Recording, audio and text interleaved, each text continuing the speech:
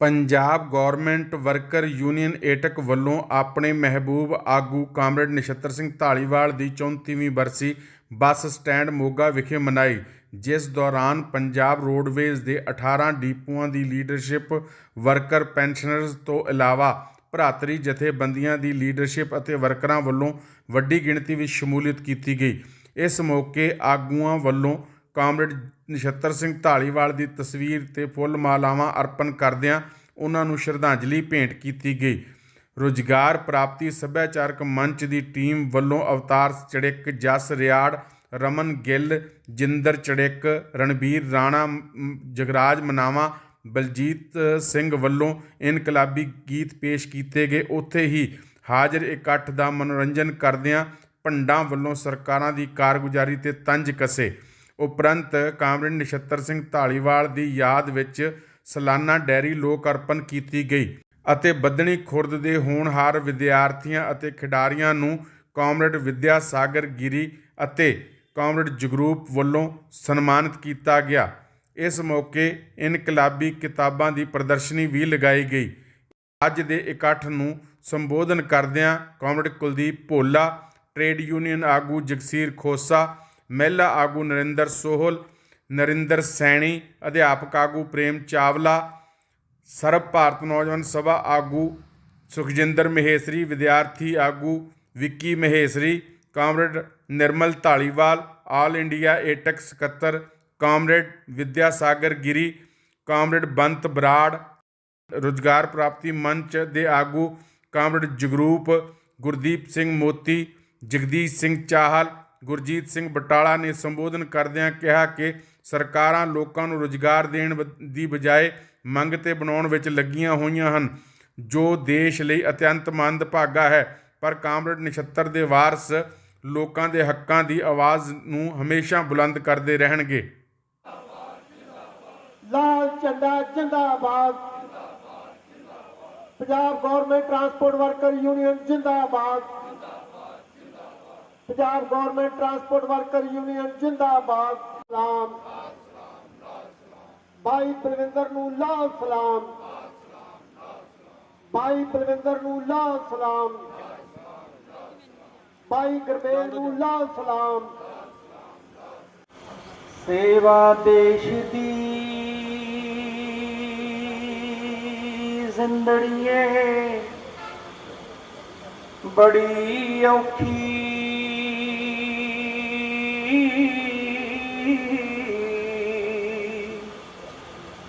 ਗੱਲਾਂ ਕਰਨੀਆਂ ਢੇਰ ਸੁਖਲੀਆਂ ਨੇ,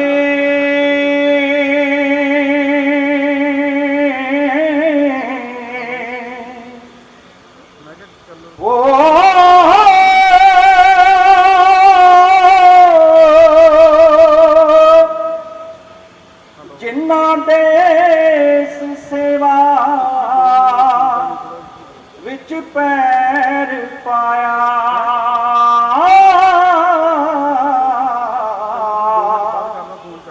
ਉਹਨਾਂ ਲੱਖ ਮੁਸੀਬਤਾਂ ਚੱਲੀਆਂ ਨੇ। ਦੀਨ ਸਾਂਝਾ ਏ ਸਾਡਾ ਈਮਾਨ ਸਾਂਝਾ ਏ, ਅਸਾਂ ਦਾ ਦੀਨ ਸਾਂਝਾ ਏ ਸਾਡਾ ਈਮਾਨ ਸਾਂਝਾ ਏ, ਇਹ ਹਿੰਦੁਸਤਾਨ ਸਾਂਝਾ ਏ ਉਹ ਪਾਕਿਸਤਾਨ ਸਾਂਝਾ ਏ, ਅਸਾਂ ਦਾ ਦੀਨ ਸਾਂਝਾ ਏ ਸਾਡਾ ਈਮਾਨ ਸਾਂਝਾ ਏ, ਅਸਾਂ ਦਾ ਦੀਨ ਸਾਂਝਾ ਏ ਸਾਡਾ ਈਮਾਨ ਸਾਂਝਾ ਏ। ਕਿਹੜੀ ਗੱਲੋਂ ਵੰਡੀਆਂ ਪਾਈਏ, ਧਰਤ ਤੇ ਝੰਡੀਆਂ ਲਾਈਏ, ਕਿਹੜੀ ਗੱਲੋਂ ਵੰਡੀਆਂ ਪਾਈਏ, ਧਰਤ ਤੇ ਝੰਡੀਆਂ ਲਾਈਏ, ਹੈ ਧਰਤੀ ਮਾਂ ਇੱਕੋ ਸਾਡੀ, ਪਿਤਾ ਅਸਮਾਨ ਸਾਂਝਾ ਏ, ਅਸਾਂ ਦਾ ਦੀਨ ਸਾਂਝਾ ਏ ਸਾਡਾ ਈਮਾਨ ਸਾਂਝਾ ਏ, ਅਸਾਂ ਦਾ ਦੀਨ ਸਾਂਝਾ ਏ ਸਾਡਾ ਈਮਾਨ ਸਾਂਝਾ। ਬੱਲੇ ਬੱਲੇ ਬੱਲੇ ਬੱਲੇ ਬੜਾ ਇਕੱਠ ਹੈ ਮਰਾਸੀ ਹਾਲਾ ਕੀ ਹੋਣ ਲੱਗਾ ਈ ਤੈਨੂੰ ਨਹੀਂ ਪਤਾ ਓਏ ਲਾਂਟੀਆ ਦੱਸੇਗਾ ਤਾਂ ਪਤਾ ਲੱਗ ਜਾਣਾ ਇੱਥੇ ਬਾਈ ਜੀ ਦੀ ਬਰਸੀ ਮਨਾਈ ਜਾ ਰਹੀ ਹੈ ਅੱਛਾ ਕਾਮਰੇਡ ਨਛੱਤਰ ਸਿੰਘ ਦੀ ਬਰਸੀ ਹੈ ਹਾਂ। ਉਹ ਮੈਂ ਤੇ ਇੰਨਾ ਇਕੱਠ ਦੇਖ ਕੇ ਕੁਝ ਹੋਰ ਹੀ ਸਮਝ ਗਿਆ ਸੀ ਹੋਰ ਭਲੇਖੇ ਪੈ ਗਏ ਭਾਈ ਕਿਹੜੇ ਮੈਂ ਕਿਹਾ ਕਿਤੇ ਭਗਵੰਤ ਮਾਨ ਵਿਆਹ ਦੀ ਪਾਰਟੀ ਕਰਨ ਲੱਗਾ ਵਾ ਕਹਿੰਦੇ ਕਰਦੇ ਆਪਾਂ ਕੀ ਇੱਥੇ ਲੈਣ ਆਏ ਆ ਆਪੇ ਇੱਥੇ ਵਧਾਈ ਲੈਣ ਆਏ ਆ ਕਲਾਕਾਰ ਹੈ ਆਪਣਾ ਉਹ ਬੋਲਾ ਹੋਰ ਸੁਣ ਹੋਰ ਸੁਣਾ ਦੇ ਉਹ ਨਵੀਂ ਸਰਕਾਰ ਬਣ ਗਈ ਤੇ ਨਵੀਂ ਸਰਕਾਰ ਨੇ ਆਉਂਦਿਆਂ ਹੀ ਇੱਕ ਨੀਤੀ ਬਣਾਤੀ ਕਿਹੜੀ ਨੀਤੀ ਬਣਾਈ ਕਹਿੰਦੇ ਵੀ ਐਮਐਲਏ ਭਾਵੇਂ ਤੁਸੀਂ 4 ਵਾਰ ਬਣੋ ਭਾਵੇਂ 5 ਵਾਰ ਬਣੋ ਪੈਨਸ਼ਨ ਤੁਹਾਨੂੰ ਇੱਕ ਹੀ ਮਿਲਣੀ ਆ ਹੈ ਲਾਂਤੀਆ ਤੇ ਦੋ ਕੀ ਹੋ ਸਕਦਾ ਹੈ ਵਿਆਹ ਦੋ ਹੋ ਸਕਦੇ ਆ ਹੁਣੇ ਭਗਵੰਤ ਮਾਨ ਨੇ ਕਰਾਇਆ ਇਹਨਾਂ ਦੇ ਇੱਕ ਐਮਐਲਏ ਨੇ ਕਰਾਇਆ ਇਹਨਾਂ ਨੇ ਵਾਰੀ ਬੰਨੀ ਹੋਈ ਆ ਮੈਨੂੰ ਵੀ ਐਮਐਲਏ ਬਣਨਾ ਪੈਣਾ ਫੇਰ ਹੀ ਕਿਤੇ ਜਾ ਕੇ ਮੇਰੀ ਗੱਡੀ ਲਈ ਤੇ ਚੜੂ ਹੋਰ ਕੀ ਹੋਣਾ ਹੈ ਓਏ ਹੋਰ ਸੁਣ ਹੋਰ ਸੁਣਾ ਦੇ ਉਹ ਇਹਨਾਂ ਨੇ ਵੱਡੇ ਵੱਡੇ ਪੋਸਟਰ ਲਾਤੇ ਕਿਹੜੀ ਗੱਲ ਤੇ ਇਹਨਾਂ ਨੇ ਪੋਸਟਰ ਲਾਤੇ ਜੀ ਸਾਡਾ ਕੰਮ ਬੋਲਦਾ ਅੱਛਾ ਫੇਰ ਓਏ ਪਤੰਦਰੋ ਕੰਮ ਬੋਲਣ ਦੇ ਤੁਹਾਡੇ ਤਾਂ ਪੋਸਟਰ ਬੋਲਦੇ ਆ ਫੇਰ ਕੰਮ ਚਿੱਕੂ ਬੋਲਦਾ ਬੋਲੀ ਤਾਂ ਤੁਹਾਡੇ ਪੋਸਟਰ ਜਾਂਦੇ ਐਵੇਂ ਹੀ ਰੌਲਾ ਪਾਇਆ ਆਖੇ ਕੰਮ ਬੋਲਦਾ ਓ ਹੋਰ ਸੁਣ ਹੋਰ ਸੁਣਾ ਦੇ ਇਹਨਾਂ ਨੇ ਤਾਂ ਅਖਬਾਰ 'ਚ ਲਿਖਤਾ ਕੀ ਲਿਖਤਾ ਉਹ ਅੱਧੀ ਹਿੰਦੀ ਤੇ ਬਾਈ ਜੀ ਅੱਧੀ ਪੰਜਾਬੀ ਲਿਖਤੀ ਲਿਖਿਆ ਕੀ ਹੈ ਕਹਿੰਦੇ ਜੀ ਸਾਡਾ ਕੰਮ ਬੋਲਦਾ ਉਹ ਸਹੀ ਗੱਲ ਹੈ ਹੁਣ ਪਤੰਦਰੋ ਇਹ ਦੱਸਣ ਦੀ ਕੀ ਲੋੜ ਹੈ ਉਹ ਕਿਉਂ ਉਹ ਤਾਂ ਤੁਹਾਡੇ ਲੱਛਣ ਹੀ ਦੱਸੀ ਜਾਂਦੇ ਵਿਆਹ ਹੀ ਦੋ ਕਰਾਈ ਜਾਂਦੇ ਆ ਤੁਹਾਡਾ ਕੰਮ ਹੀ ਬੋਲਣਾ ਹੋਰ ਸੁਣ ਹੋਰ ਸੁਣਾ ਦੇ ਉਹ ਝਾੜੂ ਵਾਲੇ ਪਤੰਦਰ ਦੋ ਵਿਆਹ ਕਰਾਈ ਜਾਂਦੇ ਆ ਭਾਜਪਾ ਵਾਲੇ ਭਾਜਪਾ ਵਾਲੇ ਛੜੇ ਹੀ ਤੁਰੇ ਫਿਰਦੇ ਆ ਉਹਨਾਂ ਦਾ ਨਾ ਕੰਮ ਬੋਲਦਾ ਨਾ ਕੰਮ ਬੋਲਦਾ ਹੁਣ ਹੋਰ ਸੁਣਾ ਦੇ ਉਹ ਪ੍ਰਧਾਨ ਮੰਤਰੀ ਨੇ 100 ਕਰੋੜ ਚ 8 ਚੀਤੇ ਲਿਆਂਦੇ ਉਹ ਚੀਤੇ ਲੈ ਆਂਦੇ ਆ ਆਹੋ ਉਹ ਚੀਤੇ ਕਰਦੇ ਕੀ ਹੈ ਮਿਆਉਂ ਕਰਦੇ ਆ ਰਾਖੀ ਕਰਨ ਵਾਸਤੇ ਚੌਂਕੀਦਾਰ ਆਪ ਰੱਖਿਆ ਏ ਮੈਨੂੰ ਇਹ ਸਮਝ ਨਹੀਂ ਆਉਂਦੀ ਵੀ ਸਾਰਾ ਕੁਝ ਤਾਂ ਉਹਨੇ ਵੇਚਤਾ ਰਾਖੀ ਕਰਦਾ ਕਾਦੀ ਹੈ ਲੈ ਸਾਰਾ ਕੁਝ ਵੇਚਤਾ ਸਹੀ ਗੱਲ ਹੈ ਰਹਿੰਦਾ ਖੁੰਦਾ 15 ਅਗਸਤ ਵਾਲੇ ਦਿਨ ਝੰਡਾ ਵੀ ਵੇਚਦਾ ਹਰੇਕ ਨੂੰ 30 ਦਾ ਵੇਚਿਆ ਏ ਕਹਿੰਦਾ ਕੋਠਿਆਂ ਤੇ ਲਾ ਦਿਓ ਹੁਣ ਇੱਕ ਬਾਈ ਬੋਲ ਕੇ ਗਿਆ ਕਹਿੰਦਾ ਝੰਡੇ ਲਵਾਤੇ ਇੱਕ ਝੰਡਾ ਹੀ ਤਾਂ ਬਚਿਆ ਸੀ ਉਹ ਵੀ ਵੇਚ ਗਿਆ ਅਗਲਾ ਇਹਨੇ ਛੱਡਣਾ ਹੀ ਕੁਝ ਨਹੀਂਗਾ ਨਹੀਂ ਥਾਪੜਿਆ ਏ ਓਏ ਬਾਦਲ ਤਾਂ ਆਕੜਿਆ ਹੋਇਆ ਵੀ ਕਹੂਗਾ ਕੀ ਕਹੂਗਾ ਕਿ ਸਾਨੂੰ ਇੱਕ ਮੌਕਾ ਹੋਰ ਦੇ ਦਿਓ ਬਈ ਜੋ ਉਹਨਾਂ ਦੇ ਹਾਲਾਤ ਉਹਨਾਂ ਨੂੰ ਮੌਕਾ ਤਾਂ ਨਹੀਂ ਦਿੱਤਾ ਜਾ ਸਕਦਾ ਕੀ ਹੈ ਉਹਨਾਂ ਨੂੰ ਮੋਢਾ ਹੀ ਦਿੱਤਾ ਜਾ ਸਕਦਾ ਹੁਣ ਮੋਢਾ ਹੀ ਆ ਅਸੀਂ ਮੋਢਾ ਹੀ ਦੇ ਸਕਦੇ ਉਹ ਰੋਡਵੇਜ ਵਾਲੇ ਬੈਠੇ ਮੈਨੂੰ ਗੱਲ ਯਾਦ ਆ ਗਈ ਅੱਛਾ ਫਿਰ ਦੀਵਾਲੀ ਦੇ ਆਂਦੀ ਮੈਂ ਦੀਵਾਲੀ ਦੇਣ ਚਲਾ ਗਿਆ ਫਿਰ ਤਾਂ ਕਿਰਾਇਆ ਬਹੁਤ ਲੱਗਿਆ ਉਹ ਨਾ ਕਿਰਾਇਆ ਨਹੀਂ ਲੱਗਾ ਮੈਂ ਸਕੀਮ ਲਾਈ ਕਿਹੜੀ ਮੈਂ ਤੇਰੀ ਭਰਜਾਈ ਦਾ ਸੂਟ ਪਾਇਆ ਤੇ ਉਹਦਾ ਆਧਾਰ ਕਾਰਡ ਚਾ ਕੇ ਰੋਡ ਵਿੱਚ ਚੜ ਗਿਆ ਅੱਛਾ ਜੇ ਲਾਂਤੀਆ ਫੜਿਆ ਜਾਂਦਾ ਫਿਰ ਉਹਦਾ ਫੜਿਆ ਜਾਂਦੀ ਦੀ ਸੁਣ ਲੈ ਕੀ ਹੋਇਆ ਬਾਈ ਜੀ ਬੱਸ ਮਾੜੀ ਜੀ ਉਖਲੀ ਚ ਵੱਜੀ ਤੇ ਮੇਰਾ ਕੁੰਡ ਜਿਹਾ ਚੱਕਿਆ ਗਿਆ ਤੇ ਫਿਰ ਉਹ ਰੋਡਵੇਜ ਵਾਲੇ ਵਿਚਾਰੇ ਉਹੀ ਭਬੂਤਰੇ ਫਿਰਨ ਸੱਥੋਂ ਪੰਜ ਚ ਪੈ ਗਏ ਵੀ ਹੁਣ ਅਸੀਂ ਕਰੀਏ ਕੀ ਕਰਨਾ ਕੀ ਉਹ ਇਹੀ ਸੋਚੀ ਜਾਣ ਹੁਣ ਇਹਦੀ ਗੁੱਤ ਪੱਟੀਏ ਕਿ ਮੁੱਛ ਮੈਨੂੰ ਕਹਿੰਦੇ ਵੀਰ ਜੀ ਭੈਣ ਜੀ ਥੱਲੇ ਆ ਜਾਓ ਸਿੱਧੇ ਹੋ ਕੇ ਟਿਕਟ ਕਟਾ ਲਓ ਆ ਪਾਲੀ ਬਾਈ ਬੈਠੇ ਇੰਸਪੈਕਟਰ ਇਹੀ ਸੀਗੇ ਚੈੱਕਰ 10 ਗੁਣਾ ਵੱਧ ਲਾਇਆ ਕਰਾਇਆ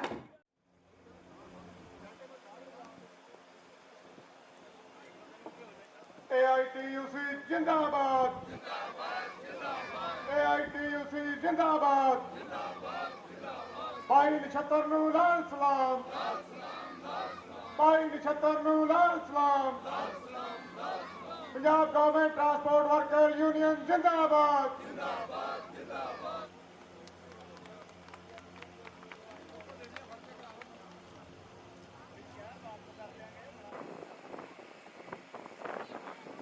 AITUC ਜਿੰਦਾਬਾਦ AITUC ਜਿੰਦਾਬਾਦ ਭਾਈ ਨਛੱਤਰ ਨੂੰ ਲਾਲ ਸਲਾਮ ਭਾਈ ਨਛੱਤਰ ਨੂੰ ਲਾਲ ਸਲਾਮ ਭਾਈ ਗੁਰਮੇਲ ਮੋਗਾ ਨੂੰ ਲਾਲ ਸਲਾਮ ਲਾਲ ਝੰਡਾ ਜਿੰਦਾਬਾਦ AITUC ਜਿੰਦਾਬਾਦ Punjab government transport worker union ਜਿੰਦਾਬਾਦ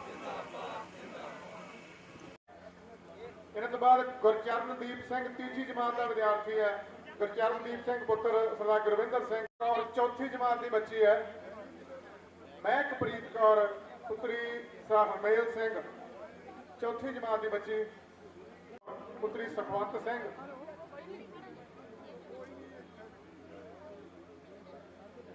ਪ੍ਰਾਪਤ ਕੀਤਾ ਸੁਖਵੀਰ ਸਿੰਘ ਸਾਨੂੰ ਭਗਵਾਨ ਸਿੰਘ ਖੇਡਾਂ ਦੇ ਵਿੱਚ ਇਸ ਬੱਚੇ ਨੇ ਪਹਿਲਾਂ 6ਵੀਂ ਕਲਾਸ ਦਾ ਬੱਚਾ ਓਮਕਾਰ ਸਿੰਘ ਪੁੱਤਰ ਜੋਰਾ ਸਿੰਘ ਜਮਾਤ ਜਿਨ੍ਹਾਂ ਨੇ ਸਥਾਨ ਪ੍ਰਾਪਤ ਕੀਤਾ, ਪਰਮਦੀਪ ਕੌਰ ਪੁੱਤਰੀ ਜਸਵਿੰਦਰ ਸਿੰਘ, ਪਰਮਦੀਪ ਕੌਰ ਦੀ ਜਸਕਰਨ ਸਿੰਘ ਪੁੱਤਰ ਸੁਖਪਾਲ ਸਿੰਘ, 9ਵੀਂ ਜਮਾਤ ਦਾ ਬੱਚਾ। ਜਮਾਤੀ ਵਿਦਿਆਰਥੀ ਹੈ ਕਿਰਨਦੀਪ ਕੌਰ ਪੁੱਤਰੀ ਸੁਖਜੀਵਨ ਸਿੰਘ, ਕਿਰਨਦੀਪ ਕੌਰ।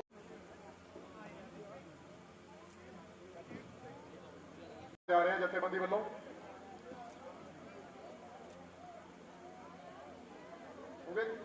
ਸਾਰੀ ਗੱਲ ਹੈ ਕਿ ਜਦੋਂ ਅਸੀਂ ਕਿਸੇ ਅਦਾਰੇ ਦੇ ਅੰਦਰ ਹੁੰਦੇ ਆ, ਕਿਸੇ ਵੀ ਅਦਾਰੇ ਦੇ ਅੰਦਰ ਹੋਵੇ, ਜਿਵੇਂ ਬਾਈ ਭੋਲਾ ਜੀ ਨੇ ਜ਼ਿਕਰ ਕੀਤਾ ਕਿ ਜੇ 50 ਸਾਲਾਂ ਬਾਅਦ ਕਿਸੇ ਨੂੰ ਸੱਤਾ ਸੰਭਾਲਣ ਵਾਟੀਆਂ ਹੋਣ, ਰੋਡਵੇਜ਼ ਤੇ ਪੀਆਰਟੀਸੀ ਨੂੰ ਇਸ ਮੁੱਲ ਤੇ ਲਾਦੀਆਂ ਹੋਣ ਕਿ ਬੀਬੀਆਂ ਨੂੰ ਸਹੂਲਤ ਮੁਫਤ ਦੇਣੀ ਹੈ, ਪੰਜਾਬ ਪੁਲਿਸ ਨੂੰ ਸਹੂਲਤ ਮੁਫਤ ਦੇਣੀ ਹੈ, ਅਸੀਂ ਉਸ ਗੱਲ ਦੇ ਹਾਮੀ ਹੈ ਕਿ ਪੰਜਾਬ ਦੇ ਲੋਕਾਂ ਨੂੰ ਸਹੂਲਤਾਂ ਮੁਫਤ ਮਿਲਣੀਆਂ ਚਾਹੀਦੀਆਂ। ਪਰ ਇਹ ਕਿੱਥੇ ਲਿਖਿਆ ਕਿ ਉਹ ਮੁਫਤ ਜਿਹੜੀਆਂ ਸਹੂਲਤਾਂ ਹੈ ਉਹ ਸੂਬੇ ਦੀ ਸਰਕਾਰ ਜਿਹੜੀ ਵਾਅਦੇ ਕਰਕੇ ਉੱਤੇ ਕਾਬਜ਼ ਹੁੰਦੀ ਹੈ ਉਹ। ਕਿਉਂਕਿ ਆਪਾਂ ਕੋਈ ਰਸਮ ਕਰਨ ਵਾਸਤੇ ਇੱਥੇ ਇਕੱਠੇ ਨਹੀਂ ਹੁੰਦੇ, ਨਾ ਕੋਈ ਭਾਸ਼ਣ ਕਰਨ ਵਾਲਿਆਂ ਦੀ ਇਹ ਸਮੱਸਿਆ ਹੈ ਵੀ ਉਹਨਾਂ ਨੂੰ ਜ਼ਰੂਰ ਕਿਤੇ ਨਾ ਕਿਤੇ ਭਾਸ਼ਣ ਚਾਹੀਦਾ ਰੋਜ਼ ਕਰਨ ਨੂੰ। ਆਪਾਂ ਜਦੋਂ ਇਦਾਂ ਦੇ ਸਮਾਗਮਾਂ 'ਚ ਇਕੱਠੇ ਹੁੰਨੇ ਆ ਤੇ ਆਪਾਂ ਆਪਦੇ ਘੋੜਾਂ ਦੀ ਯੋਜਨਾਬੰਦੀ ਕਰਨੀ ਹੁੰਦੀ ਹੈ।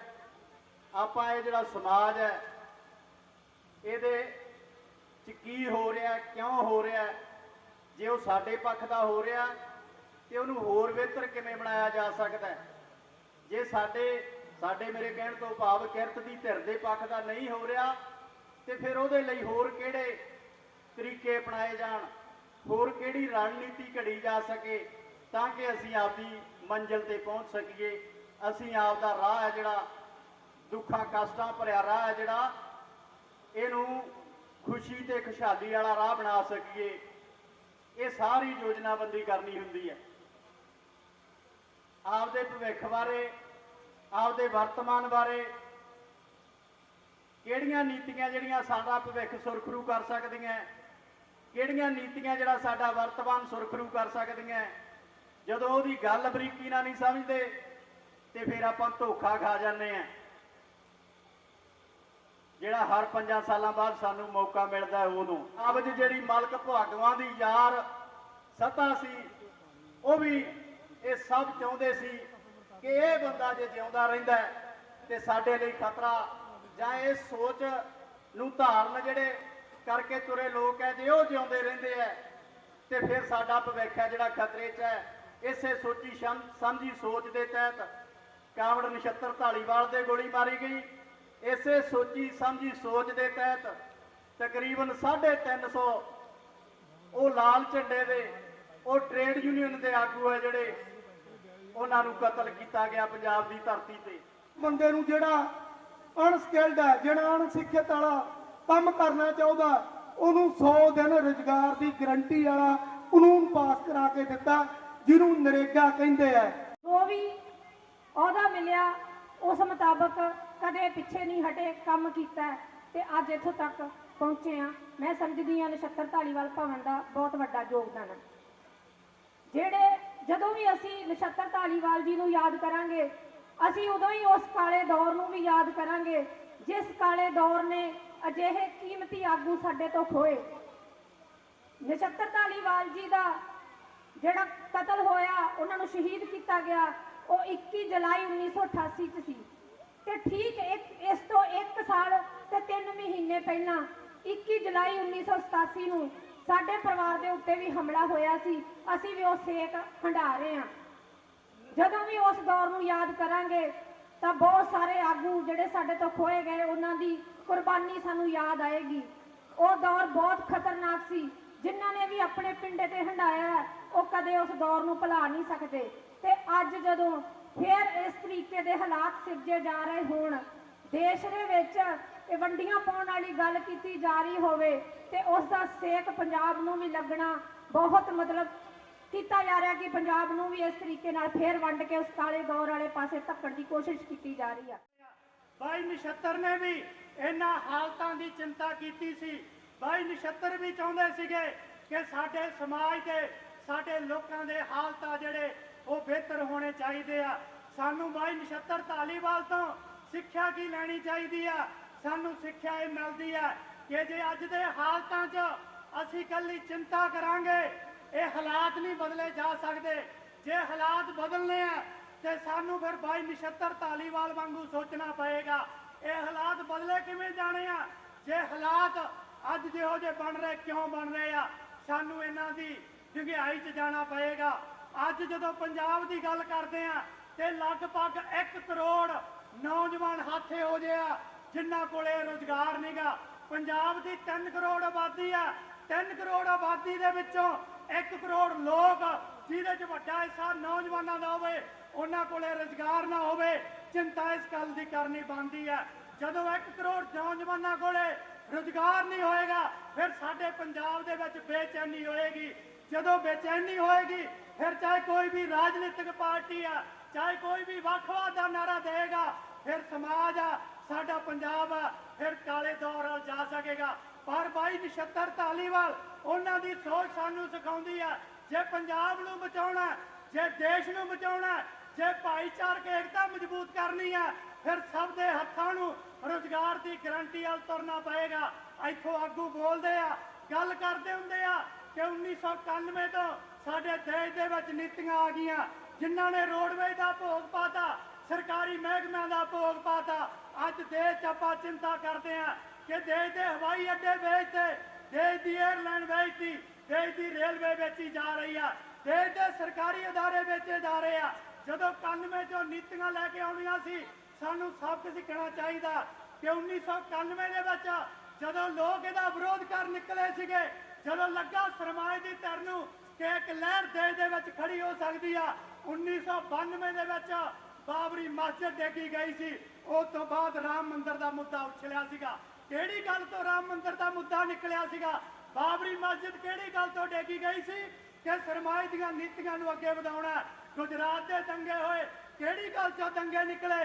ਕਿ ਅਹਿਮਦਾਬਾਦ ਦੇ ਵਿੱਚ ਧੜਾ-ਧੜ ਫੈਕਟਰੀਆਂ ਬੰਦ ਹੋ ਗਈਆਂ, ਲੋਕ ਕੰਮ ਤੋਂ ਵਿਹਲੇ ਹੋ ਗਏ, ਕਿਤੇ ਸਰਕਾਰ ਵੱਲ ਨੂੰ ਸਿੱਧੇ ਨਾ ਹੋ ਜਾਣ। ਕੀਤੀ ਆ।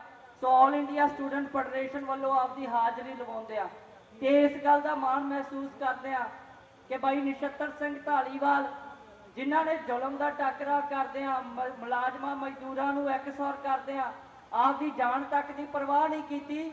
ਤੇ ਜਦੋਂ ਉਹਨਾਂ ਨੇ ਏਡਾ ਵੱਡਾ ਕੰਮ ਕੀਤਾ ਤੇ ਸਾਨੂੰ ਉਸ ਜਥੇਬੰਦੀ ਤੇ ਵੀ ਮਾਣ ਆ, ਉਹਨਾਂ ਕਿਰਤੀ ਲੋਕਾਂ ਤੇ ਵੀ ਮਾਣ ਆ ਜਿਨ੍ਹਾਂ ਨੇ ਬਾਈ ਨਛੱਤਰ ਸਿੰਘ ਧਾਲੀਵਾਲ ਦੀ ਯਾਦ ਦੇ ਵਿੱਚ ਇੰਨੀ ਵੱਡੀ ਜਿਹੜੀ ਵਿਰਾਸਤ ਆ, ਯਾਦਗਾਰ ਉਹ ਭਵਨ ਉਸਾਰਿਆ ਤੇ ਬਿਲਡਿੰਗਾਂ ਬਣਦੀਆਂ, ਦੇਸ਼ ਭਰ ਦੇ ਵਿੱਚ ਬਣਦੀਆਂ।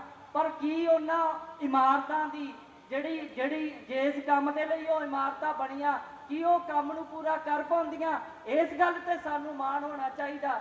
ਤੇ ਅਸੀਂ ਦੇਸ਼ ਭਰ ਦੇ ਵਿੱਚ ਜਾਣ ਦਾ ਮੌਕਾ ਮਿਲਦਾ ਵਿਦਿਆਰਥੀਆਂ, ਨੌਜਵਾਨਾਂ ਵੱਲੋਂ। ਤੇ ਪਿਛਲੇ ਦਿਨਾਂ ਦੇ ਵਿੱਚ ਜਦੋਂ ਪਾਰਟੀ ਦੀ ਕਾਨਫਰੰਸ ਵਾਸਤੇ ਕੇਰਲਾ ਤੋਂ ਇੱਕ ਜੱਥਾ ਤੁਰਿਆ ਨੌਜਵਾਨਾਂ ਦਾ, ਤੇ ਉਹ ਕੇਰਲਾ ਦੇ ਵਿੱਚ ਸਾਨੂੰ ਉੱਥੋਂ ਦੇ ਇੱਕ ਬਹੁਤ ਵੱਡੇ ਲੀਡਰ ਕਾਮਰੇਡ ਸੀਕੇ ਚੰਦਰਾਪਰ, ਉਹਨਾਂ ਦੀ ਯਾਦਗਾਰ, ਉਹਨਾਂ ਨੇ ਇੱਕ ਨਵੀਂ ਯਾਦਗਾਰ ਉਸਾਰੀ ਆ, ਉੱਥੇ ਲੈ ਕੇ ਗਏ। ਤੇ ਉਸ ਯਾਦਗਾਰ 'ਚ ਜਾ ਕੇ ਜਿਹੜੇ ਉਹਨਾਂ ਨੇ ਸਾਰੇ ਕੰਮ ਗਿਣਾਏ ਕਿ ਵਿਦਿਆਰਥੀਆਂ, ਨੌਜਵਾਨਾਂ ਨੂੰ ਪੜ੍ਹਾਉਣ ਦਾ ਕੰਮ ਕਰਾਂਗੇ, ਇਹਨਾਂ ਨੂੰ ਮਾਰਕਸਵਾਦ ਸਿਖਾਉਣ ਦਾ, ਇਹਨਾਂ ਨੂੰ ਜਥੇਬੰਦੀਆਂ ਨਾਲ ਪੱਕੇ ਕਰਨ ਵਾਸਤੇ ਟ੍ਰੇਨਿੰਗ ਦਾ ਕੰਮ ਕਰਾਂਗੇ। ਅਸੀਂ ਕੇਰਲਾ 'ਚ ਖੜੇ ਹੋ ਕੇ ਵੀ ਕਾਮਰੇਡ ਨਛੱਤਰ ਸਿੰਘ ਧਾਲੀਵਾਲ ਭਵਨ ਤੇ ਮਾਣ ਮਹਿਸੂਸ ਕੀਤਾ ਕਿ ਸਾਡੇ ਵੀ ਉੱਥੇ ਇੱਕ ਭਵਨ ਆ ਜਿੱਥੋਂ ਲਗਾਤਾਰ ਪੜ੍ਹਾਈ ਵਾਲਾ ਕੰਮ ਆ, ਲਗਾਤਾਰ ਮਾਰਕਸਵਾਦ ਸਿਖਾਉਣ ਵਾਲਾ ਕੰਮ ਆ। ਜਿਹੜਾ ਬੋਰਡ ਬਾਈ ਨਛੱਤਰ ਸਿੰਘ ਧਾਲੀਵਾਲ ਨੇ ਉਸ ਲੂੰਬਾ ਹਾਲ 'ਚ ਟੰਗਿਆ, ਉਹ ਬੋਰਡ ਤੇ ਕਦੇ ਲਿਖਣਾ ਮਾਰਕਸਵਾਦ ਜਿੰਦਾਬਾਦ ਲਿਖਣਾ ਬੰਦ ਨਹੀਂ ਕੀਤਾ। ਇਹ ਸਾਡੀਆਂ ਜਥੇਬੰਦੀਆਂ ਦੀ, ਇਹਨਾਂ ਮੁਲਾਜ਼ਮਾਂ ਦੀ, ਉਸ ਪਿਰਤ ਦੀ ਜਿਨ੍ਹਾਂ ਨੇ ਲਾਲ ਝੰਡੇ ਨੂੰ ਉੱਚਾ ਰੱਖਿਆ। ਇਸ ਕਰਕੇ ਸਾਨੂੰ ਮਾਣ ਹੋਣਾ ਚਾਹੀਦਾ।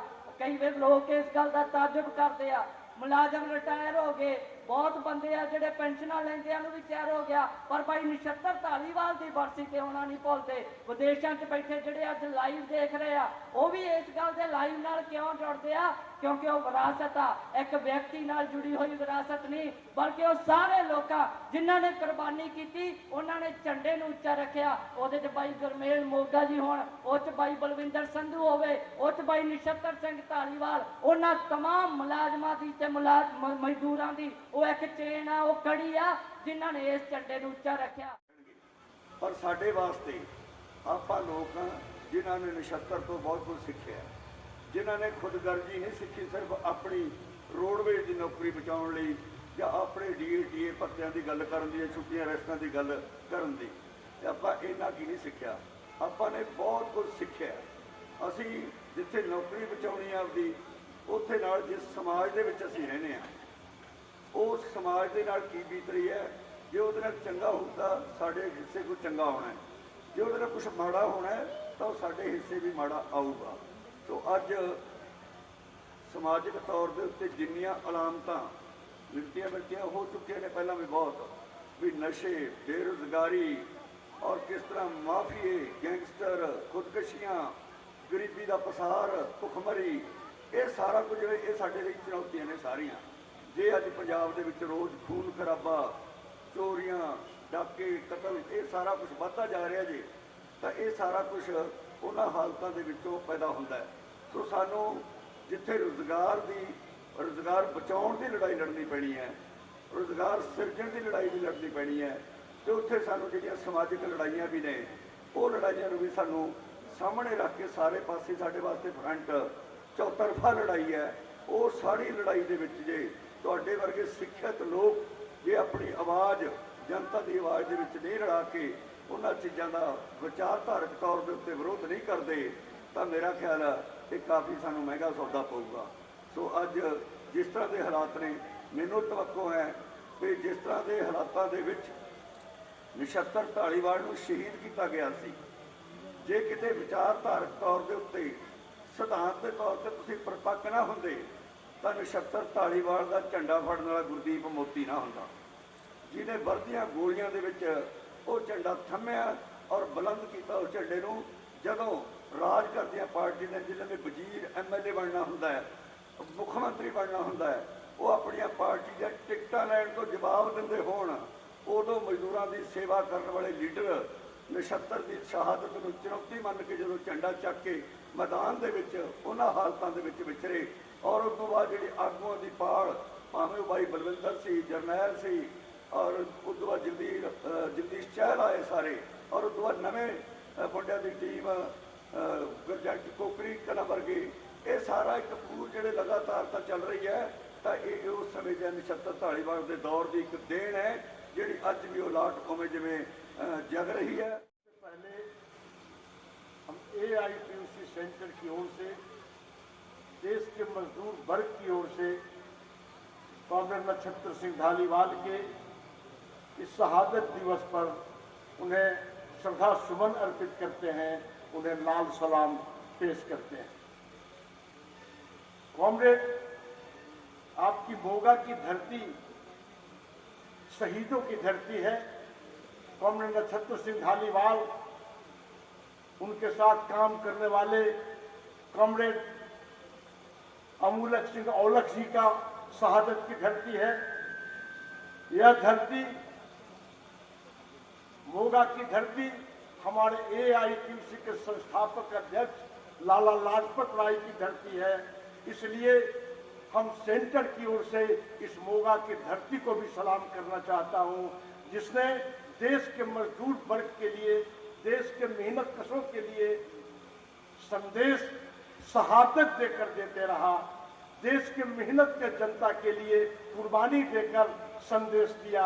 इसलिए मैं इस धरती को सलाम करता हूं। साथियों, जिस वसूल के लिए, जिस विचार के लिए कॉमरेड नक्षत्र सिंह धालीवाल ने शहादत दिया, ये बताने की जरूरत नहीं है।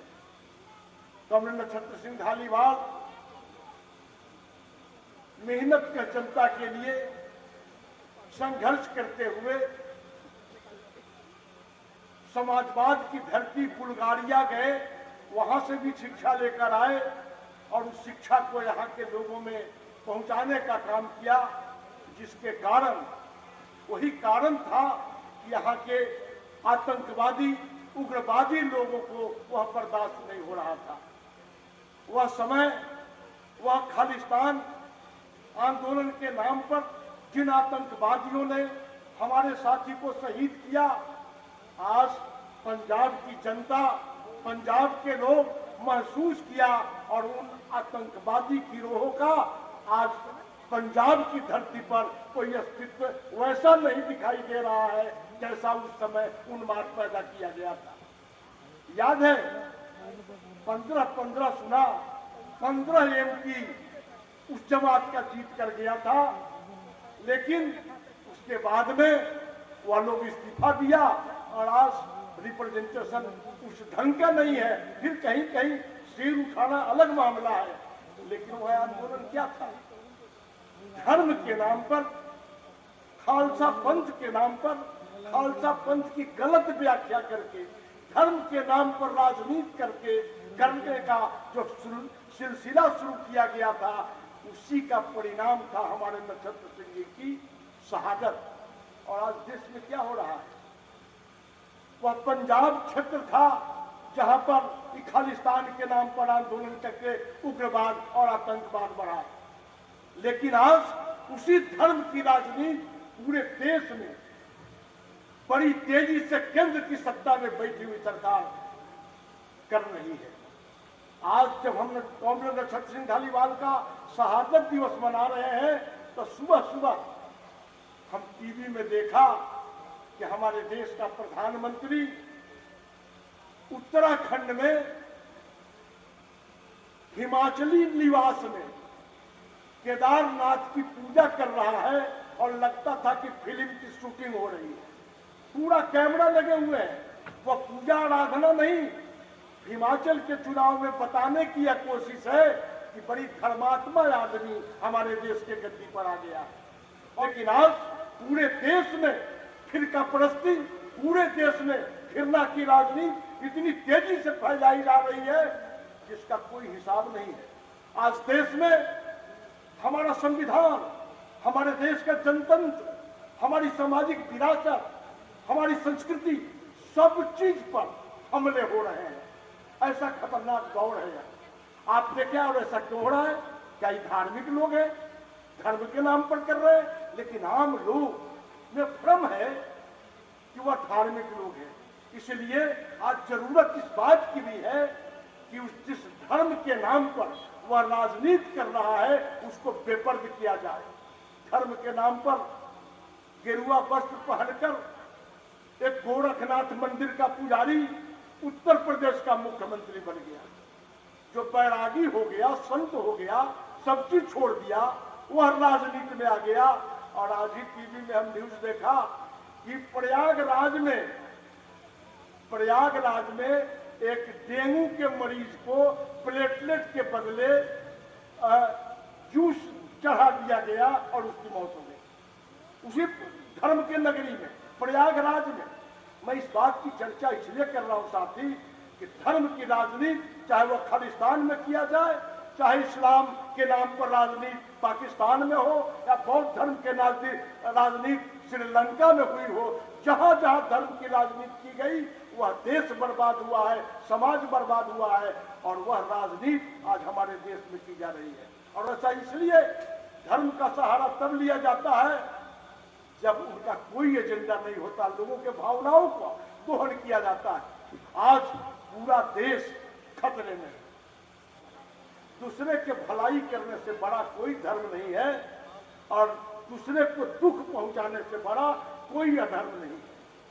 और दिन रात 24 घंटा 7/24 यह लोगों को दुख पहुंचा रहा है। वह दुख लोगों में घृणा बांट रहा है, लोगों को आपस में लड़ा रहा है, कटवा रहा है। खान पान के सवाल पर, भाषा के सवाल पर, आस्था के सवाल पर दुख पहुंचाना, पीड़ा पहुंचाने के अलावे, बुलडोजर चलाने के अलावे कुछ नहीं कर रहा है। और वह कहता है धार्मिक है। यह बात आम लोगों तक ले जाने की जरूरत है। वही कहते हैं, अच्छा असंत कौन है, संत कौन है? राम तुलसीदास कहते हैं, तो कहा जिसका झूठी बासन हो, झूठी बोली हो, झूठी बिछावन हो, झूठी खाना हो, झूठ पीना हो, वैसा असंत लोग है। और आज वही हो रहा है। एक बात भी मोदी सच बोलता है क्या? सिंगल बात भी दुनिया में पोस्ट ट्रूथ शब्द दुनिया के डिक्शनरी में जोड़ा गया। आभासी सत्य, यानी सत्य को लोगों को आभास हो कि सत्य है लेकिन सत्य है नहीं। यह पोस्ट ट्रूथ सत्य इस ट्रंप और मोदी के राजनीति में आने के बाद दुनिया के डिक्शनरी में जोड़ा गया।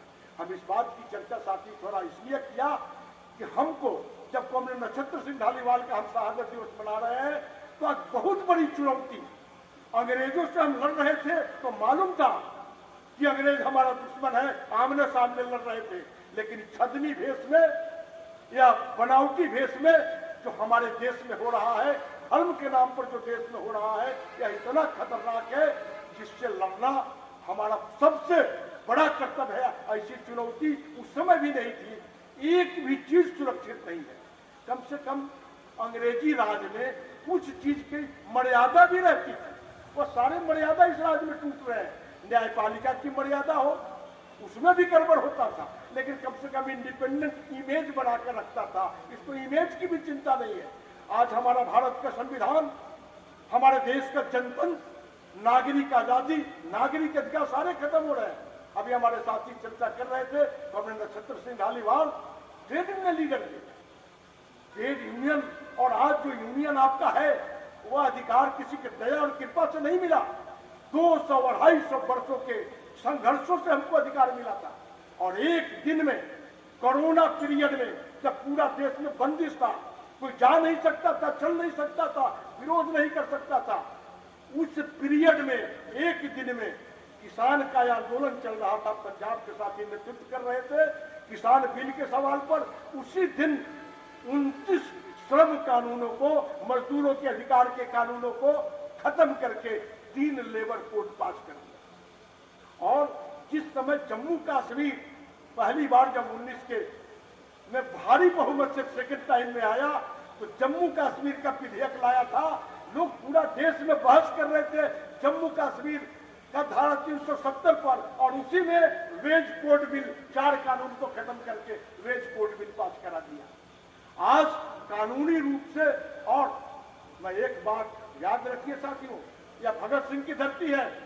भगत सिंह ट्रेड डिस्प्यूट के खिलाफ असेंबली में बम फोड़े थे, जब मजदूरों के खिलाफ कानून आया था असेंबली में। और जानते हैं, यह सारे कानून पर भगत सिंह का जन्मदिन 28 सितंबर को राष्ट्रपति से दस्तखत करवाया कि वह भगत सिंह मजदूर पक्षी था। उसके जन्मदिन पर हम सारे कानून को, मजदूर पक्षी कानून को खत्म कर रहे हैं। 28 सितंबर, ये लोग बहुत सिंबॉलिक लोग हैं, आरएसएस बहुत श्रूड है, सिंबॉलिक है, और 28 सितंबर को ही वह सारे कानून पर राष्ट्रपति से दस्तखत करवाया और खत्म कर दिया मजदूरों के अधिकार का कानून। और 29 तारीख 1929 में बम फोड़ा गया था, और 29 तारीख को उसकी अधिसूचना जारी की गई। इसलिए इन लोगों का सिंबल चलता है। जिस दिन पार्लियामेंट ने जम्मू कश्मीर का धारा 370 करके राज्य का दर्जा खत्म किया, 5 अगस्त था, और 5 अगस्त के दिन राम मंदिर का शिलान्यास करता है, जिस दिन हिंदू रीति रिवाज के हिसाब से काम कोई शुभ काम नहीं हो सकता था। यह बात मैं इसलिए चर्चा कर रहा हूं कि बड़ी खतरनाक दौर से आज देश गुजर रहा है।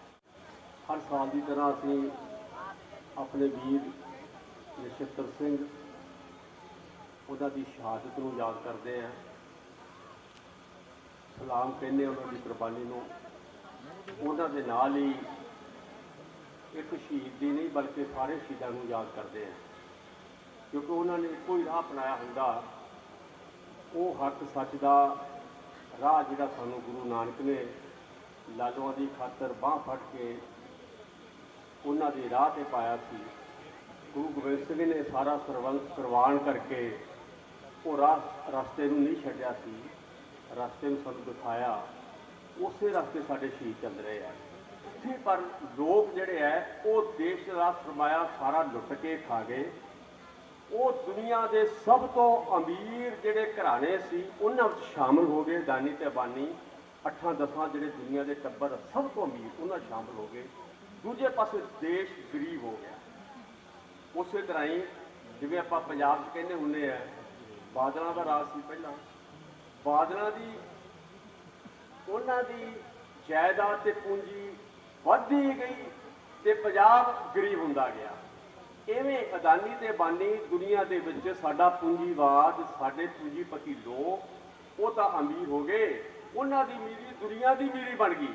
उन्हां दी मीरी च कहण लगे कि देश ही अमीर हो गया। विदेश अमीर कित्थों हो गया? 117वां नंबर ਬੰਗਲਾਦੇਸ਼, ਪਾਕਿਸਤਾਨ ਜਿਹਨੂੰ ਗਾਣਾ ਕੱਢਦੇ ਸਕਦੇ ਨੇ ਹਰ ਰੋਜ਼, ਨੇਪਾਲ ਸਭ ਤੋਂ ਛੋਟਾ ਦੇਸ਼, ਇਹ ਸਾਰੇ ਦੇਸ਼ਾਂ ਤੋਂ ਅੱਗੇ ਆ ਤੇ ਸਾਡਾ ਦੇਸ਼ ਆ।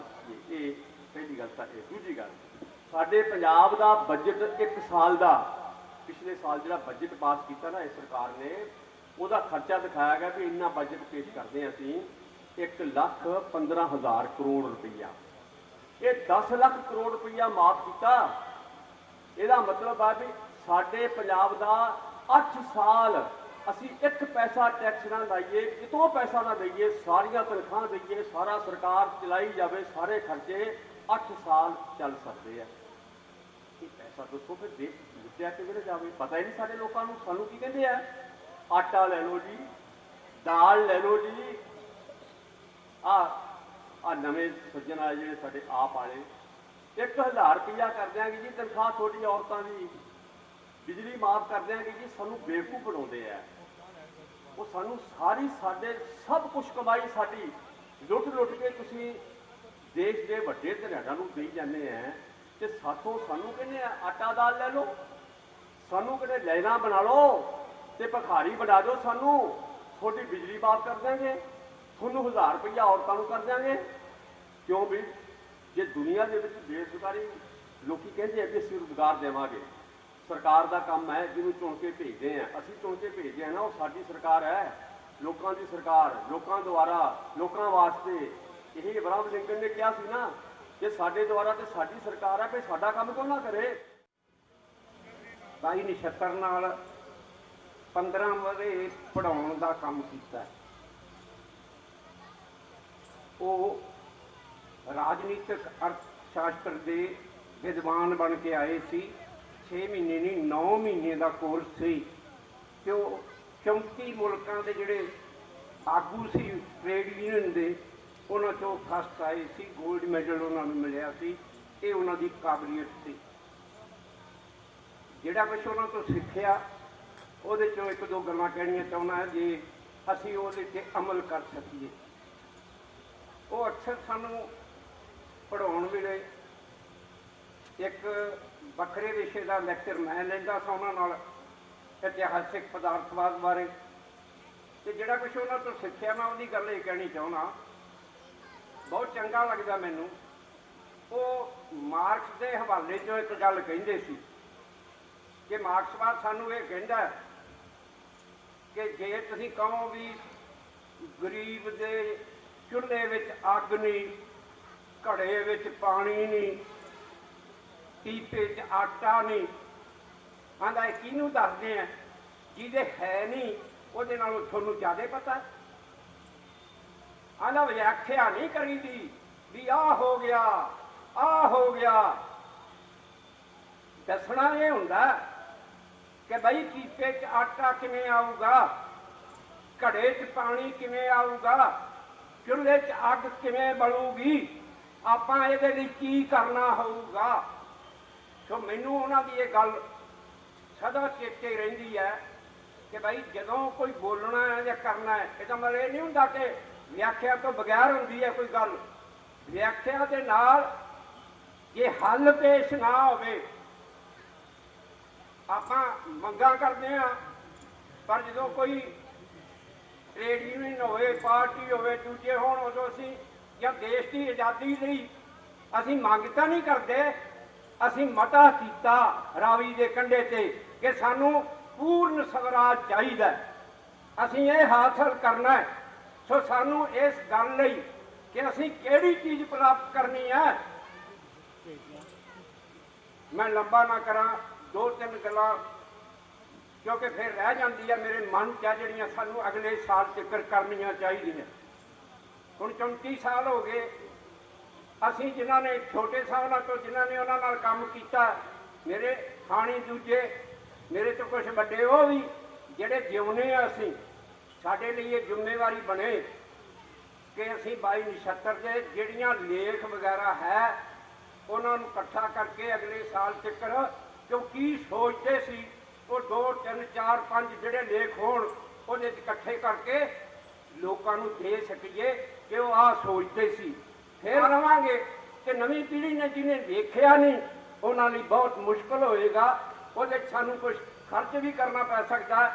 ਉਹਨਾਂ ਦੀਆਂ ਜਿਹੜੀਆਂ ਨਾਲ ਪਿਕਚਰ ਫੋਟੋ ਦੇ ਕੇ ਵੀ ਲੋਕਾਂ ਨੂੰ ਉਹਨਾਂ ਦੀ ਝਲਕ ਆ ਜਿਹੜੀ ਉਹ ਵਿਖਾਈ ਜਾ ਸਕਦੀ ਹੈ। ਸੱਚਮੁੱਚ ਇਹ ਭਵਨ, ਇਹ ਜਥੇਬੰਦੀ, ਰੋਡਵੇਜ਼ ਦੀ ਜਥੇਬੰਦੀ ਕਿਉਂ ਸਮਾਨ ਕਰਨੀ ਬਣਦੀ ਹੈ? ਸ਼ਰਧਾਂਜਲੀ ਕੀ ਹੈ? ਕਿਸੇ ਦੇ ਕੀਤੇ ਨੂੰ ਯਾਦ ਕਰਨਾ, ਸ਼ਰਧਾ ਨਾਲ ਯਾਦ ਕਰਨਾ, ਕੋਈ ਫੁੱਲ ਚੱਕ ਕੇ ਨਹੀਂ ਰੱਖਣਾ ਹੁੰਦਾ। ਰੋਡਵੇਜ਼ ਦੀ ਜਥੇਬੰਦੀ ਨੇ ਉਦੋਂ 25 ਲੱਖ ਰੁਪਈਆ ਲਾ ਕੇ ਜੇ ਬਿਲਡਿੰਗ ਖੜੀ ਕੀਤੀ, ਉਹ ਕੱਲੀ ਬਿਲਡਿੰਗ ਨਹੀਂ, ਉਹਦੀ ਦੇਣ ਹੈ। ਉਹ ਇੰਸਟੀਚਿਊਟ ਕਿਹਾ ਗਿਆ ਇੱਥੇ, ਸੱਚਮੁੱਚ ਉਹ ਇੱਕ ਅਦਾਰਾ ਵਿੱਦਿਆ ਦਾ, ਉਹਨੇ ਆਪਣਾ ਕੰਮ ਭੂਮਿਕਾ ਨਿਭਾ ਦਿੱਤੀ। ਮੈਂ ਤਾਂ ਇਹ ਕਹਾਂ ਕਿ ਸਾਨੂੰ ਉੱਥੇ ਵੀ ਹੋਰ ਕੀ ਬਿਹਤਰੀ ਕੀਤੀ ਜਾ ਸਕਦੀ ਹੈ, ਉਹ ਕੰਮ ਕਰਨੇ ਹੋਣਗੇ। ਕਿ ਨਵੀਂ ਜਿਹੜੀ ਟੀਮ ਆਈ ਹੈ ਰੋਡਵੇਜ਼, ਮੈਂ ਫਿਰ ਕਹਿ ਰਿਹਾ ਕਿਉਂ ਅੱਗੇ ਹੈ ਬਾਕੀਆਂ ਨਾਲੋਂ। 2279 ਤੋਂ ਲੈ ਕੇ ਰੋਡਵੇਜ਼ ਹੈ ਜਿਹੜੀ ਸਾਲਾਨਾ ਇੱਕ ਸਕੂਲ ਲਾਜ਼ਮੀ ਲਾਉਂਦੀ ਹੈ। ਬਾਕੀ ਜਥੇਬੰਦੀਆਂ ਲਾਉਂਦੀਆਂ ਹੋਣਗੀਆਂ, ਮੈਂ ਨਹੀਂ ਕਹਿੰਦਾ ਨਹੀਂ ਲਾਉਂਦੀਆਂ, ਪਰ ਉਹ ਇਹਨਾਂ ਦੇ ਮੁਕਾਬਲੇ 'ਤੇ 10% ਕੰਮ ਵੀ ਨਹੀਂ ਜਿੰਨਾ ਰੋਡਵੇਜ਼ ਦੇ ਸਾਥੀਆਂ ਨੇ ਕੀਤਾ ਹੈ। ਇਹੀ ਕਾਰਨ ਹੈ ਕਿ ਰੋਡਵੇਜ਼ ਦੇ ਸਾਥੀਆਂ ਨੇ ਭਾਵੇਂ 2279 ਦੀ ਸੱਟ ਮਾਰੀ ਹੋਵੇ ਸਾਡੇ ਵਿਰੋਧੀ ਨੇ, ਉਹ ਵੀ ਜਰ ਗਏ। ਭਾਵੇਂ ਕੁਦਰਤੀ ਗੁਰਮੇਲ ਸਿੰਘ ਦੀ ਸੱਟ ਵੱਜੀ ਹੋਵੇ, ਉਹ ਵੀ ਜਰ ਗਏ। ਭਾਵੇਂ ਬਲਵਿੰਦਰ ਸਿੰਘ ਵਾਲੀ ਸੱਟ ਵੱਜੀ ਹੋਵੇ, ਉਹ ਜਰ ਗਏ। ਇਹਨਾਂ ਨੇ ਜਿਹੜਾ ਕੁਝ ਪੈਦਾ ਕੀਤਾ, ਭਾਈ ਜਗਦੀਸ਼ ਸਿੰਘ ਤਾਂ ਰਿਟਾਇਰ ਹੋਣ ਤੋਂ ਪਿੱਛੋਂ ਆ ਕੇ ਕਿਹਾ ਤੇਰੀਆਂ ਸੇਵਾਵਾਂ ਦੀ ਲੋੜ ਹੈ।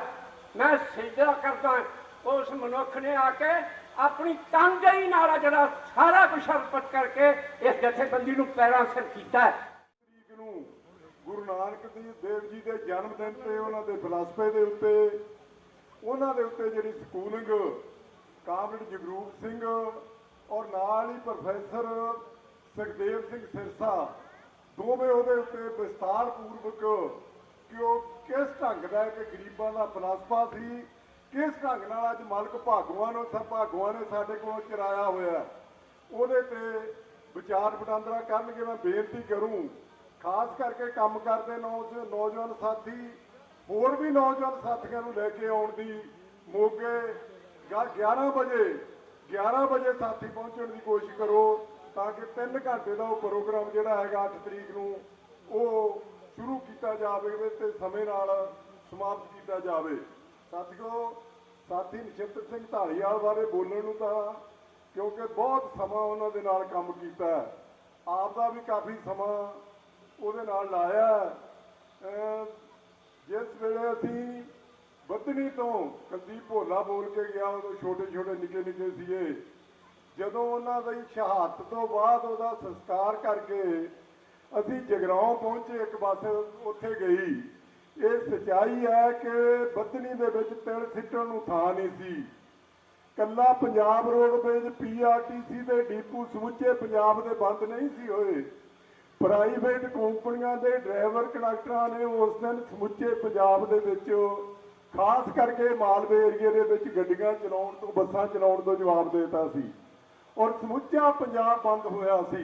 ਜਿੰਨਾ ਸਤਿਕਾਰ ਅੱਜ ਸ਼ਹੀਦ ਨਛੱਤਰ ਸਿੰਘ ਢਾਲੀਵਾਲ ਦੀ ਭੋਗ ਦੇ ਆਪਣਾ ਉੱਥੇ ਸੰਸਕਾਰ ਦੇ ਉੱਤੇ ਜਿੰਨਾ ਉਹਦੀ ਮੌਤ ਨੂੰ ਸਤਿਕਾਰ ਮਿਲਿਆ, ਇਹ ਜੀ ਮੌਤ ਕੱਲ ਨੂੰ ਆਉਂਦੀ ਅੱਜ ਆ ਜੇ, ਇਹ ਕੰਮ ਦੀ ਜ਼ਿੰਮੇਵਾਰੀ ਅਸੀਂ ਆਪਦੇ ਮੋਢਿਆਂ ਤੇ ਲੈ ਕੇ ਚੱਲਾਂਗੇ। ਔਰ ਸਾਰੇ ਸਾਥੀ ਪੰਜਾਬ ਰੋਡਵੇਜ਼ ਦੇ ਜਿਸ ਢੰਗ ਦੀ ਟੀਮ ਬਣਾ ਕੇ ਚੱਲੇ, ਔਰ ਉਹ ਡਰਾਈਵਰ ਆਪਦੇ ਮਰਦੇ ਦਮ ਤੱਕ ਜਦੋਂ ਉਹਨੇ ਮੈਨੂੰ ਮਿਲਣਾ, ਉਹਨੇ ਕਹਿਣਾ ਉਹ ਗੱਲ ਮੈਨੂੰ ਤੇਰੀ ਭੁੱਲਦੀ ਨਹੀਂ ਜਿਹੜੀ ਕਹੀ ਸੀ, ਜਿਹਨੇ ਸਾਨੂੰ ਇੰਨਾ ਉਸੇ ਦਿਨ ਤੋਂ ਹੌਸਲਾ ਦਿੱਤਾ। ਇਹ ਜਥੇਬੰਦੀ ਚੱਲਦੀ ਆਉਂਦੀ ਹੈ। ਇਸ ਗੱਲ ਬਾਰੇ ਮੈਂ ਕੋਈ ਮੂੰਹ ਤੇ ਬੈਠੇ ਜਗਰੂਪ ਸਿੰਘ ਦੀ ਵਡਿਆਈ ਨਹੀਂ ਕਰਦਾ। ਜਿਸ ਢੰਗ ਦਾ ਪੋਲੀਟੀਕਲਾਈਜ਼, ਜਿਸ ਢੰਗ ਦੀਆਂ ਤਕਲੀਫਾਂ ਮਜ਼ਦੂਰ ਮੁਲਾਜ਼ਮ ਜਮਾਤ ਤੇ ਵਰਕਿੰਗ ਕਲਾਸ ਦੇ ਉੱਤੇ ਆ ਰਹੀਆਂ, ਜਿਸ ਢੰਗ ਨਾਲ ਇਹਨੇ ਸਮੁੱਚੇ ਪੰਜਾਬ ਦੇ ਅੰਦਰ ਸਾਡੀ ਜਥੇਬੰਦੀ ਨੂੰ ਔਰ ਇਸ ਬਣੇ ਭਵਨ ਦਾ ਲਾਹਾ ਲੈ ਕੇ ਇੱਥੇ ਉਹ ਸਾਡੀ ਪੜ੍ਹਾਈ ਸ਼ੁਰੂ ਕੀਤੀ ਹੈ, ਉਹ ਇੱਕ ਕੰਟੀਨਿਊਟੀ ਜਿਹੜੀ ਚੱਲੀ ਆਉਂਦੀ ਹੈ, ਉਹਦਾ ਬਹੁਤ ਵੱਡਾ ਇਹ ਕਾਰਨ ਹੈ ਕਿ ਸਾਡੀ ਜਥੇਬੰਦੀ ਆਪ ਦੀ ਜਿਹੜੀ ਉਹ ਯੋਗਤਾ ਅਨੁਸਾਰ ਪੁਰਾਣੇ ਆਪ ਦੇ ਪੂਰਬਿਆਂ ਤੋਂ ਜਿਹੜੀ ਕੋਈ ਸਿੱਖਿਆ ਸੀ ਉਹਨੂੰ ਅੱਗੇ ਲੈ ਕੇ ਵਧ ਰਹੀ ਹੈ। ਇਹ ਇਹਨਾਂ ਦਾ ਵੀ ਬਹੁਤ ਵੱਡਾ ਯੋਗਦਾਨ ਹੈ। ਸਚਾਈ ਹੈ ਸਾਥੀ ਰੋਡੂ ਖਾਂ ਦਾ ਜਿਹੜਾ ਜ਼ਿਕਰ ਆਇਆ ਕਿਵੇਂ ਲੱਖਾਂ ਰੁਪਈਆ ਲੈ ਕੇ ਕੈਨੇਡਾ ਔਰ ਅਮਰੀਕਾ ਵਰਗੇ ਸ਼ਹਿਰਾਂ ਦੇ ਵਿੱਚੋਂ ਉਹਨਾਂ ਨੇ ਲਿਆ ਕੇ ਇੰਗਲੈਂਡ ਤੋਂ ਇਸ ਭਵਨ ਦੀ ਉਸਾਰੀ ਵਾਸਤੇ ਉਸ ਵੇਲੇ 7-8 ਲੱਖ ਰੁਪਈਆ ਸਣੇ ਕਾਊਂਟਰ ਫਾਈਲਾਂ ਦਿੱਤਾ ਸੀ। ਇਹ ਆ ਮਨੁੱਖ ਜਿਹਦੇ ਵਿੱਚ ਗੁਣਾ ਹੀ ਗੁਣ ਸੀ ਵੀ ਕਿਉਂ ਇਹੋ ਜਿਹਾ ਚਾਹੁੰਦੇ ਤੋਂ ਅੱਜ ਉਹਨੂੰ ਖੋਹ ਲਿਆ। ਇਹ ਇੱਕ ਆਈਏਐਸ ਸੀਨੀਅਰ ਆਈਏਐਸ ਅਫਸਰ ਦੇ ਲਫ਼ਜ਼ ਸੀ ਸਾਡੇ ਤਿੰਨਾਂ ਦੇ ਕੋਲੇ। ਇਸ ਢੰਗ ਦਾ ਉਹ ਗੁਣਾਂ ਦਾ ਨੈਗੋਸੀਏਸ਼ਨ ਕਰੇ ਤੇ ਨੈਗੋਸੀਏਸ਼ਨ ਅਫਸਰਾਂ ਦੇ ਵਿੱਚ ਜਾਵੇ, ਸਰਕਾਰਾਂ ਨਾਲ ਕਰੇ। ਉਹ ਸਟੇਜ ਦਾ ਧਨੀ ਸੀ, ਉਹ ਸਕੂਲਿੰਗ ਕਰੇ, ਉਹਦੇ ਵਿੱਚ ਆਪਣਾ ਆਪ ਜਿਹੜਾ ਇਮਾਨਦਾਰੀ ਦਾ ਕਰੈਕਟਰ, ਉਹਦੇ ਵਿੱਚ ਸਾਦਗੀ, ਇੱਕ ਆਪਦੇ ਕਿਸਮ ਦੀ ਸਾਦਗੀ ਸੀ ਜਿਹਨੂੰ ਅਸੀਂ ਸਾਰਿਆਂ ਨੇ ਭੁਲਾਇਆ ਨਹੀਂ। ਨਛੱਤਰ ਸਿੰਘ ਧਾਲੀਵਾਲ ਦੀ 34ਵੀਂ ਬਰਸੀ ਤੇ ਇਕੱਤਰ ਹੋਈ ਸੀਨੀਅਰ ਲੀਡਰਸ਼ਿਪ, ਭੈਣੋ ਤੇ ਭਰਾਓ, ਮੈਨੂੰ ਭਾਵੇਂ ਉਹਨਾਂ ਨਾਲ ਕੰਮ ਕਰਨ ਦਾ ਮੌਕਾ ਨਹੀਂ ਮਿਲਿਆ ਕਿਉਂਕਿ ਉਹਨਾਂ ਦੀ ਸ਼ਹਾਦਤ ਤੋਂ ਕਾਫੀ ਦੇਰ ਬਾਅਦ ਮੈਂ ਰੋਡਵੇਜ਼ ਵਿੱਚ ਭਰਤੀ ਹੋਇਆ, ਪਰ ਜੋ ਕੁਝ ਮੈਂ ਸਾਥੀ ਜਗਰੂਪ ਸਿੰਘ ਜੀ, ਬਾਈ ਗੁਰਦੀਪ ਸਿੰਘ ਮੋਤੀ ਤੇ ਜਗਦੀਸ਼ਰ ਚਾਹਲ ਹੋਰਾਂ ਤੋਂ ਸੁਣਿਆ ਕਿ ਸ਼ਹੀਦ ਨਛੱਤਰ ਸਿੰਘ ਧਾਲੀਵਾਲ ਇੱਕ ਵਿਚਾਰਧਾਰਾ ਦਾ ਨਾਮ, ਕਿਉਂਕਿ ਉਹ ਲੋਕ ਪੱਖੀ ਘੋਲਾਂ ਦੇ ਪ੍ਰਤੀ ਇੰਨੀ ਸੰਜੀਦਗੀ ਦੇ ਨਾਲ ਕੰਮ ਕਰਦੇ ਸੀ ਕਿ ਉਹਨਾਂ ਨੂੰ ਲੋਕ ਵਿਰੋਧੀ ਸ਼ਕਤੀਆਂ ਦੇ ਵਿਰੁੱਧ ਲੜਦਿਆਂ ਆਪਣਾ ਬਲੀਦਾਨ ਵੀ ਦੇਣਾ ਪਿਆ। ਸੋ ਮੈਨੂੰ ਮਾਣ ਹੈ ਕਿ ਮੈਨੂੰ ਉਸ ਜਥੇਬੰਦੀ ਦੀ ਪ੍ਰਤੀਨਿਧਤਾ ਕਰਨ ਦਾ ਮੌਕਾ ਮਿਲਿਆ ਜਿਸ ਦੇ ਪ੍ਰਧਾਨ ਸ਼ਹੀਦ ਨਛੱਤਰ ਸਿੰਘ ਧਾਲੀਵਾਲ ਰਹੇ ਨੇ। ਸੋ ਸਾਡਾ ਇਹੋ ਹੀ ਉਹਨਾਂ ਨੂੰ ਸੱਚੀ ਸ਼ਰਧਾਂਜਲੀ ਹੋਵੇਗੀ ਕਿ ਉਹਨਾਂ ਦੀ ਵਿਚਾਰਧਾਰਾ ਨੂੰ ਫੈਲਾਉਂਦਿਆਂ ਹੋਇਆਂ ਤੇ ਲੋਕ ਪੱਖੀ ਸੰਘਰਸ਼ਾਂ ਦੀ ਅਗਵਾਈ ਕਰਦਿਆਂ ਹੋਇਆਂ ਜੋ ਵੀ ਸਾਨੂੰ ਕੁਰਬਾਨੀ ਕਰਨੀ ਪਈ ਅਸੀਂ ਪਿੱਛੇ ਨਹੀਂ ਹਟਾਂਗੇ। ਸੋ ਇਹ ਉਹਨਾਂ ਨੂੰ ਸੱਚੀ ਸ਼ਰਧਾਂਜਲੀ ਹੋਵੇਗੀ। ਤੇ ਅੰਤ ਵਿੱਚ ਮੈਂ ਪੰਜਾਬ ਦੇ ਵੱਖ-ਵੱਖ ਕੋਨੇ ਤੋਂ ਆਏ ਹੋਏ ਭੈਣਾਂ ਤੇ ਭਰਾਵਾਂ ਦਾ ਤਹਿ ਦਿਲੋਂ ਧੰਨਵਾਦ ਕਰਦਾ ਜਿਨ੍ਹਾਂ ਨੇ ਆਪਣਾ ਕੀਮਤੀ ਸਮਾਂ ਕੱਢ ਕੇ ਸ਼ਹੀਦੀ ਸਮਾਗਮ ਬਰਸੀ ਦੇ ਵਿੱਚ ਹਿੱਸਾ ਲਿਆ। ਧੰਨਵਾਦ। ਧਾਲੀਵਾਲ ਨੂੰ ਲਾਲ ਸਲਾਮ, ਕਾਮਰੇਡ ਨਛੱਤਰ ਧਾਲੀਵਾਲ ਨੂੰ ਲਾਲ ਸਲਾਮ। ਮਿਹਨਤਕਸ਼ ਲੋਕਾਂ ਦਾ ਏਕਾ ਜਿੰਦਾਬਾਦ, ਮਿਹਨਤਕਸ਼ ਲੋਕਾਂ ਦਾ ਏਕਾ ਜਿੰਦਾਬਾਦ। ਦੇਸ਼ ਤੋੜੂ ਤਾਕਤਾਂ ਮੁਰਦਾਬਾਦ, ਦੇਸ਼ ਤੋੜੂ ਤਾਕਤਾਂ ਮੁਰਦਾਬਾਦ। ਇਨਕਲਾਬ ਜਿੰਦਾਬਾਦ, ਇਨਕਲਾਬ ਜਿੰਦਾਬਾਦ।